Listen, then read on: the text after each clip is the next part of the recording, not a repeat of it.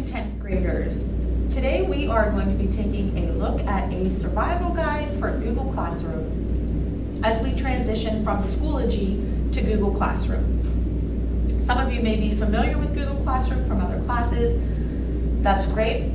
So today we are going to take a look at how we will navigate through Google Classroom and what the expectation of you will be as we go through the year using Google Classroom. So first, what are our objectives today? 10th grade students will understand how to navigate Google Classroom. 10th grade students will be able to locate assignments, due dates, course announcements, and teacher peer feedback. So let's get started. First, I'm going to continue sharing my screen. Here is our class, Period 2, Honors English. The first thing you are going to notice is over here on the left, it has any upcoming assignments. You can click View All. As you can see, there are some things going on, things coming up, but let's just go back for just a moment. So upcoming, what is the first thing that's upcoming? It'll go in order. So here we have Period 2, Honors English, Period 2 again, there's our class code. First thing we're going to look at is class announcements. You will notice that that is going to be listed at the top of the page. That is going to be the first thing you see when you pull up our Google Classroom page. Any reminders, announcements, upcoming things to be aware of, just general course announcements. The next thing, as we continue scrolling down, you are going to see that me, Janelle Newark, posted new material. You are going to see anything new that I put in there. In this case, we have our Honors English 10 course syllabus. You'll see when I posted it, and then you will also see any kind of information I have under there. For example, please refer to the class syllabus and return the final section with your signature by August 21st. Moving on, if we continue down, you will see that there are some things that I posted, assignments, continuing on, continuing on, continuing on. So we're going to take this one step at a time so that we are not overwhelmed. So first, I'm going to go up here. You will see stream, classwork, people, grades, etc. I'm going to go to classwork. This is a very user-friendly way to just kind of view everything at once. So we are on class materials right now. And again, we have the Honors English 10 class syllabus. If we scroll down, you're going to see there is an assignment of Mice and Men pre-reading. You're going to be taking a look, if we click on it, at the historical context of this novel. You click on it, you'll see everything is listed right here for you. We're going to view the question.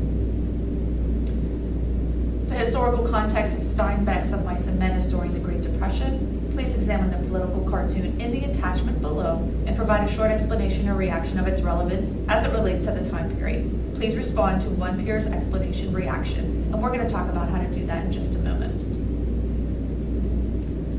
You will see also the due date is right there.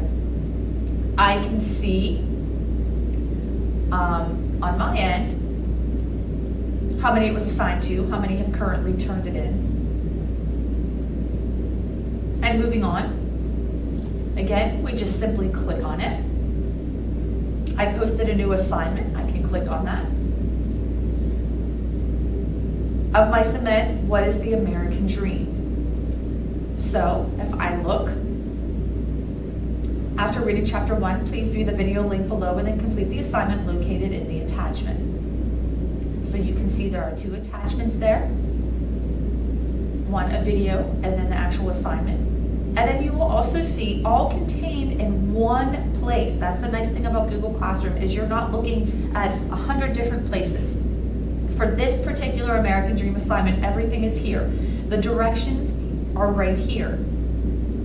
The attachments you need are right here. The rubric to see the criteria, points, etc. is right here. You are not bouncing back and forth, to different places. Everything you need to know will be right in that assignment itself.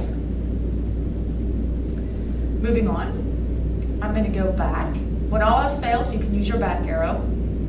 I'm going to go to all topics in this case. You will see I have also posted an Advice and Men Chapter 1 reading check. Now, this is just a sample of what one might look like. So if I click on it, you will see it is done in Google Forms. Again, everything is right here in this square. I clicked on the assignment, in this case the reading check.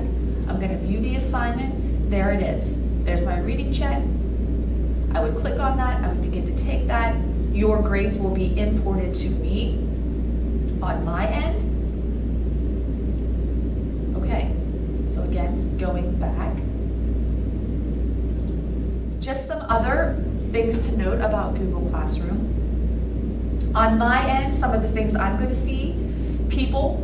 I can see all of the people in the class. I can see any teachers that are associated, co-teachers that are a part of this class as well. I can see what students have been invited, what students are in the class.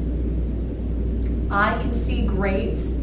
Obviously, we don't have anything in there yet, but you can see everything is at my fingertips. And then just the stream again, that takes us back to our main page, where again, if you think about everything is in its own little square. Click on it, as I said, and everything is going to be right there. We're not clicking in a million different places for information. So, if I click, for example, on our syllabus, I can open that in Google Docs, let's say. Everything will open, and you can see you work your way through it. Everything is right there. You're not jumping to 1,000 places. But I want you to pretend for a moment like I just opened up an assignment. Since no assignments are submitted yet, just pretend like this is an assignment. Let's say this is your assignment. And let's say I had something to say about something you wrote about Night, Elie Wiesel, which we will read. Notice how I can access the comments up here, and I can comment right to you. And again, we'll get to how you can do the comments, but I can comment right to you by saying something like, for example, nice job here, Sally. And you can see I can comment, and you will be able to see that comment based on that particular spot.